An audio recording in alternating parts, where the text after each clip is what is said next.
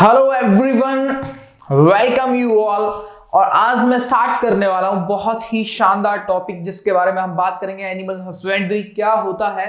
हम last class में बात कर रहे थे कि आपका चैप्टर नंबर 15 की बात कर रहा था, जिसमें मैं आपका इंप्रूवमेंट ऑफ फूड रिसोर्सेज में एनिमल हस्बेंड्री के अंदर हम बात कर चुके थे मिल्क प्रोडक्शन के बारे में और आपका फिश प्रोडक्शन कैसे होता है।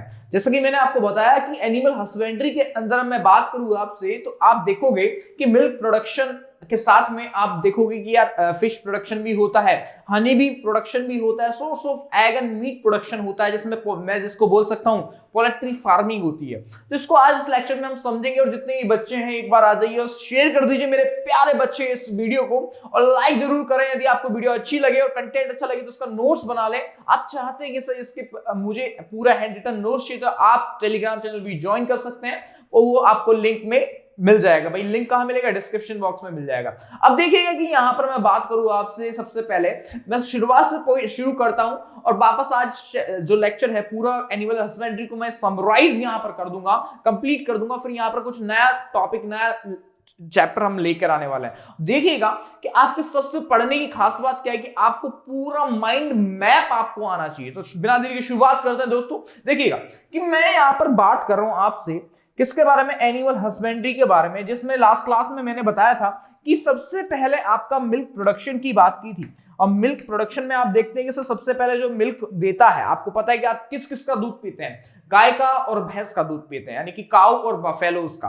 तो सबसे पहले मैं बात करूं आपसे एनिमल हस्बेंड्रीज के बारे में या एनिमल ब्रीडिंग के बारे में। एनिमल हस्बेंड्री और एनिमल हस्बेंड्री में हम बात कर रहे थे एनिमल ब्रीडिंग के बारे में। किसके बारे में? एनिमल ब्रीडिंग के बारे में बात कर रहे थे, एनिमल ब्रीडिंग के बारे में। अब देखिएगा सर, एनिमल ब्रीडिंग में मैंने आपको बताया था कि सबसे पहले मैंने आपको यहां पर डिफाइन करके बता दिया था कि सर मिल्क प्रोडक्शन कैसे होता है, मिल्क कैसे प्रोड्यूसिंग होगा। साथ में मैंने आपको यह भी बता दिया था कि फिश प्रोड्यूसिंग कैसे होता है, फिश प्रोडक्शन कैसे होता है। साथ में यहां पर आज हम बात करेंगे कि सर यहां पर फिश के बाद जो आपका हनी बी प्रोडक्शन होता है, हनी बी प्रोडक्शन होगा, वो कैसे होगा। फिर यहां पर मैं बात करूंगा source of egg and meat, जिसको मैं पोल्ट्री फार्मिंग भी बोल सकता हूं। Source of egg and meat की मैं बात करूंगा मेरे प्यारे बच्चों। देखो पॉइंट वाइज हम पढ़ेंगे, बिल्कुल भी जल्दी नहीं करेंगे। देखिएगा एक एक चीज को हम यहां पर डीपली देखने वाले हैं। देखिएगा एक एक चीज को देखो कि सर यहां पर मैं क्या करने जा रहा हूं, वो चीज आपको यहां पर देखनी है। अब देखना है सर यहां पर one by one, step by step हम यहां पर लेते हैं। सबसे पहले मैंने आपको बताया था लास्ट क्लास में, वो मैं एक बार यहां पर रिवाइज करा देता हूं ताकि आपका दिमाग एकदम बिल्कुल खुला रहे कि मिल्क प्रोडक्शन में आपका क्या था। मिल्क प्रोडक्शन की मैं बात करता हूं या मैं बात करूं मिल्क ब्रीडिंग की बात करता हूं, तो यहां पर मैंने बात की मिल्क ब्रीडिंग की। और मिल्क ब्रीडिंग में आपको देखने को मिलता है कि सर यहां पर एक काऊ होती है और एक बफेलो होती है। और इसमें आपको देखने को मिलता है कि सर काऊ है, बफेलो है, जिसमें यहां पर दोनों का काम होता है मिल्क प्रोड्यूस करना। आपको दूध देती है भाई आपकी सेहत के लिए। जो आप देखते हैं कि भाई मिल्क में कौन सा प्रोटीन होता है, तो आपको नॉर्मल नेचर में आप देख सकते हैं कि भाई केसिन प्रोटीन वहां पाया जाता है। अब देखना कि सर जो काऊ है उसमें आप कुछ यहाँ पर ब्रीड देखोगे। सर सबसे पहले आप ब्रीड देखोगे कि यहाँ पर ड्यूअल ब्रीडिंग भी होती है। यहाँ पर कुछ ब्रीडिंग देखते हो कि सर यहाँ पर ड्यूअल ब्रीड भी होती है। ड्यूअल ब्रीड के साथ में यहाँ पर आपको कुछ नई नई ब्रीड्स यहां पर नजर आने वाली है। साथ में इसमें यहां पर देखने वाले हो कि सर इसमें ड्रॉट ब्रीडिंग भी होगी, डॉट ब्रीडिंग भी होती है। डॉट ब्रीडिंग के साथ में डेयरी ब्रीडिंग भी होगी, डेयरी ब्रीडिंग भी होती है। ये आप पढ़ चुके हैं भाई लास्ट लेक्चर में। अब देखो यहां पर 1 बाय 1 में यहां पर लेता हूं ताकि आपके दिमाग में बैठ जाए और जल्दी जल्दी से हम यहां पर पूरे एनिमल हस्बेंड्री को कंप्लीट यहां पर कर ले और हमारा जो माइंड है एकदम क्लियर हो जाए। देखो यहां पर इंफॉर्मेशन मैं आपको दे रहा हूं लेकिन माइंड आपका यूज करना है, ठीक है। अब देखिएगा कि सर मैंने यहां पर लिया काऊ को, काऊ के बारे में मैंने बताया कि सर यहां पर काऊ में आपको देखने को मिल रहा है काऊ एंड बफेलोज जो होती है वो हमारा मिल्क प्रोड्यूस यहां पर करती है, ठीक है। जैसे मान के चलो मैं यहां पर एग्जांपल लेता हूं। सबसे पहले मैंने बात की इसमें, और इसमें हम यहां पर बात कर रहे हैं आपका कि सर इसके अंदर स्पेशल ड्रोट ब्रीडिंग होती है। ड्रोट के साथ में डेयरी ब्रीडिंग होती है। डेयरी ब्रीड यहां पर मिलेगी और डेयरी ब्रीड के बाद में यहां पर आपको देखने को मिलता है कि सर यहां पर ड्यूअल ब्रीडिंग भी होती है। ड्यूअल ब्रीड भी यहां पर मिल जाएगी आपको। अब देखना कि सर यहां पर मैंने बात की ड्रोट ब्रीडिंग। ड्रोट ब्रीडिंग का मतलब होता है सिंपल सा मतलब कि ऐसा एनिमल, गाय के बारे में बात कर रहा हूं, काऊ के, ऐसा एनिमल जो आपका कुछ बोझ उठा रहा है, यानी कि जैसे मान के चलो खेतों में जो भी बोझ उड़ा रहा है, जैसे आपका बैल हो गया, ऑक्सन हो गया।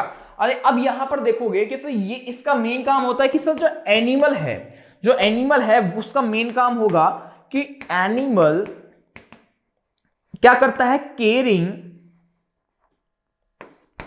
क्या करता है भाई, सामान को लोड करता है, सामान को लोड करने का काम करता है, साथ में जमीन को खोदने का भी यानी कि प्लोइंग का काम भी करता है।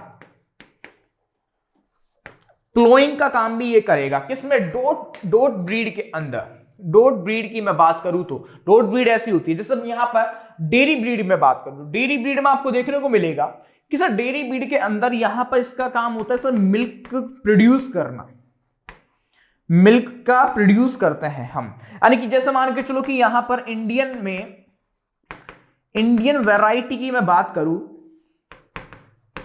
वैराइटीज में आपको दो ब्रीड में मेनली दिख जाती है। एक तो यहां पर लोकल और एक्सोटिक ब्रीड देखने को मिलती है। जैसे मान के चलो कि यहां पर लोकल में बात करूं तो गिर काऊ यहां पर आपका आ जाता है। सर ये एक गिर काऊ है, एक लोकल में आप देख सकते हो। लेकिन आप एक्सोटिक में देखोगे तो सर यहां पर आपकी एक तो आ जाती है जर्सी काऊ आ जाती है, ब्राउन काऊ आ जाती है। ये किसमें है, आपकी एक्सोटिक में आ जाती है, डेयरी में। और ड्यूअल ब्रीड में यानी कि दो ब्रीड अलग अलग ब्रीड है, दोनों ब्रीड को आप एक्सोटिक और लोकल को आप दोनों को मिला दो तो ये डबल ब्रीड हो जाती है। तो ये तो हमने काऊ में देखा था। साथ में मैं यहां पर अगला बात करता हूं आपसे कि अगला मैंने बताया था कि सर इसमें फिश ब्रीडिंग कैसे होती है। एक तो नेचुरल तौर पर होती है, एक यहां पर फार्मिंग तौर पर होती है। तो यहां पर मैंने बात की फिश ब्रीडिंग के बारे में। फिश ब्रीडिंग कैसे होगी देखिएगा कि सर यहां पर मैंने बात की फिश ब्रीडिंग के बारे में, फिश ब्रीड कैसे करते हैं। तो यहां पर मैंने दो पार्ट यहां पर लिए फिश ब्रीडिंग के। और फिश ब्रीडिंग में देखना मेरे प्यारे बच्चों कि सर यहां पर एक तो मैंने यहां पर लिया नेचुरल ब्रीडिंग, आपका नंबर फर्स्ट आपका आता है नेचुरल ब्रीडिंग, ठीक है। और दूसरा आपका आता है फिश फार्मिंग। फिश फार्मिंग की मैं बात करता हूं। अब दोनों की बात करते हैं कि सर नेचुरल और फिश फार्मिंग में क्या क्या हो रहा है। अब देखना जैसे मान करूं मैं बात करूं यहां पर नेचुरल ब्रीडिंग के बारे में, तो नेचुरल ब्रीड में आपको देखने को मिलता है कि सर इसके अंदर सबसे पहले क्या दिखेगा कि कैप्चरिंग फिश कौन कौन सी होती है। सर कैप्चरिंग फिश यहां पर दो होती है। यानी कि मैं बात करूं आपसे कि सर यहां पर कैप्चरिंग फिश कौन सी होती है। कैप्चरिंग फिश आपकी मरीन होती है और इनलैंड में, यानी कि आपका मरीन वाटर में मिल सकती है या इनलैंड में मिल सकती है। अब मरीन वाटर देखो यहां पर दो तरह की हम कैप्चरिंग फिश पढ़ते हैं। कैप्चरिंग फिश में दो तरह से होता है, एक तो मरीन में दिखेगा आपको और यहां पर, और एक इनलैंड में दिखता है। अब देखिएगा कि सर यहां पर मरीन में कौन कौन सी दिखेगी और इनलैंड में कौन कौन सी दिखती है, वो यहां पर देखते हैं। जैसे मरीन वाटर की मैं बात करूं तो यार टूना फिश आपके हो जाती है, बॉम्बे डक आपकी हो जाती है। और यहां पर जैसे मान के चलो इनलैंड की बात करूं तो यहां पर स्ट्रीम, कैनाल स्ट्रीम यहां पर हो जाती है। तो ये आपको दिमाग में रखना है कि सर यहां पर मरीन की बात करते हैं तो ये आपकी जैसे बॉम्बे डक हो गई, बॉम्बे डक, टूना फिश आपकी हो जाती है। और ये इनलैंड की बात करूं तो स्ट्रीम, कैनाल, इस तरह की यहां पर सिस्टम में हो जाती है इनलैंड में, ठीक है। तो ये तो आपकी हो जाती कैप्चरिंग फिश नेचुरल ब्रीड वाली, ठीक है, ये नेचुरल ब्रीड वाली है। अब यहां पर मैं बात करता हूं भाई किसके अंदर, आपका कल्चरल फिशिंग में, यानी कि फिशिंग फॉर्मिंग की जाती है कल्चरल फिशिंग में। तो यहां पर कल्चरल फिशिंग कौन कौन सा होता है भाई, यहां देखिएगा, यहां पर कल्चरल फिशिंग में यहां पर देखते हैं तो कल्चरल फिशिंग में आपको देखने को मिलेगा कि सर इसमें कुछ डिफरेंट यानी कि एक पॉइंट है कोई, जैसे मान के चलो कोई एक पॉइंट है, ये एक पॉइंट है, इस एक पॉइंट के अंदर यहां पर क्या हो रहा है कि सर यहां पर एक पॉइंट के अंदर डिफरेंट स्पीसीज यहां प्रेजेंट है, यानी कि यहां पर डिफरेंट स्पीसीज किसकी भाई, फिशेस की डिफरेंट स्पीसीज प्रेजेंट है। तो यहां पर हम बता सकते हैं कि इस तरह की जो फार्मिंग होती है, इस तरह की फार्मिंग को फिश फार्मिंग यानी कल्चर फार्मिंग हम बोल सकते हैं। तो ये हम देख चुके थे कि सर यहां पर फिश ब्रीडिंग क्या होती है, ये पूरा कंप्लीट मैंने आपको बता दिया था कि कैसे कैसे, मैंने एक आइडिया आपको यहां दे दिया कि कैसे कैसे होता है। कि जैसे मान के चलो सरफेस ब्रीडिंग, यहां पर सरफेस फीडर ये हो जाता है, एग्जाम्पल के तौर पर मैं लूं तो यहां पर आपका सरफेस फीडर ये हो गया, तो ये आपके सरफेस पे मिल जाते हैं, ठीक है। जैसे यहां कैटा हो गया आपका, तो इस तरह का एग्जांपल मैंने आपके फिश फार्मिंग में ले लिया। अब मैं बात करता हूं आपसे नेक्स्ट में कि सर यहां पर हनी बी ब्रीडिंग कैसे होती है। तो देखिएगा मेरे प्यारे बच्चों ध्यान से कि सर हनी बी ब्रीडिंग की मैं बात कर रहा हूं आपसे। देखिएगा कि सर मैंने बात की हनी ब्रीडिंग में, और हनी बी ब्रीडिंग में हम यहां पर क्या कॉमन फैक्टर देखते हैं, ये आपका हनी बी ब्रीडिंग, और इसमें आपको क्या देखने को मिलता है सर, यहां पर हनी बी ब्रीडिंग में एक कॉमन फैक्टर यहां नजर आएगा कि सर ये क्या करती है कि यहां पर वैक्स बनाती है, कि सर ये किसका भाई, यहां पर आपको पता है सर ये वैक्स भी बनाती है।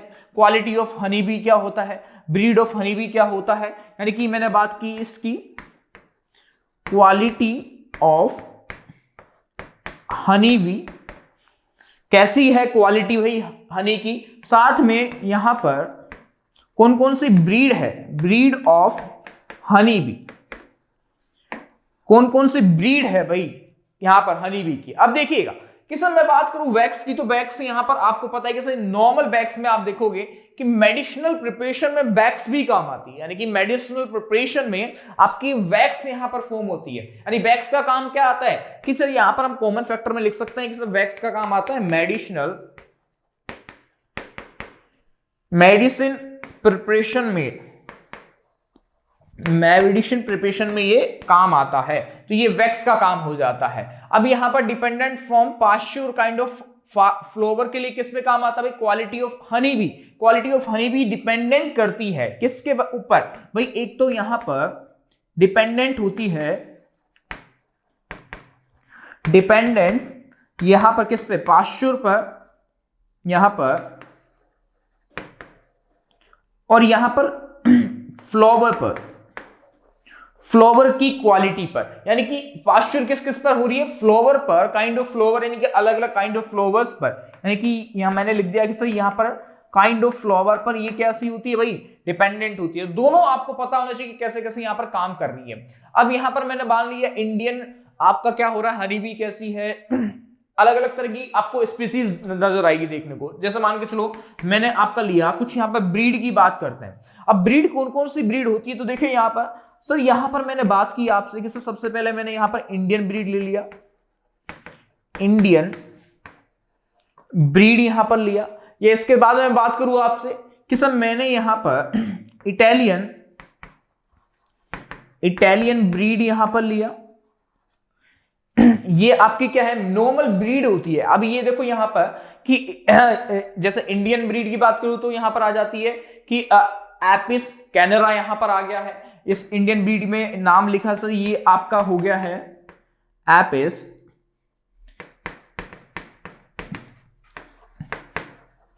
कैनेरा, यहां पर। अब साथ में इटालियन ब्रीड भी आ गई है यहां पर, ये इटालियन ब्रीड है भाई, याद रखना। तो इस तरह की ब्रीड आपको कौन कौन सी होती है वो आपको दिमाग में रखनी। तो ये आपका हनी बी कंप्लीट हो जाता है, जिसमें आप देखोगे वैक्स की और क्वालिटी ऑफ हनी के बारे में देखोगे, साथ में यहाँ पर इनकी ब्रीड्स के बारे में देखोगे कि यहाँ पर कनाडा में क्या हो रहा है, एपिस डोरसेटा क्या होता है, रोक हनी भी होता है, साथ में एपिस मेलिफेरा क्या होगा, इटालियन ब्रीड होता है यहाँ पर। तो अलग अलग ब्रीड यहाँ पर होती है, जैसे मान चलो इटालियन ब्रीड के बारे में बताया तो एपिस मेलिफेरा इसका होगा। फिर यहाँ पर रोक हनी भी होता है, भाई याद रखना, इसका भी लिख लो आप लिखना चाहो तो कि सर ये आपका एपिस मेलिफेरा होता है। और साथ में आप लिख सकते हो कि सर यहाँ पर नंबर 3 में कि सर मैं रोक हनी भी होता है, रोक हनी बी की रोक हनी बी, जैसे इसका मैं यहाँ पर लिख दूं एपिस डोरसेटा, ये किसके लिए आएगा आपका, ये अलग अलग ब्रीड होती है, हनी बी ब्रीड्स होती है।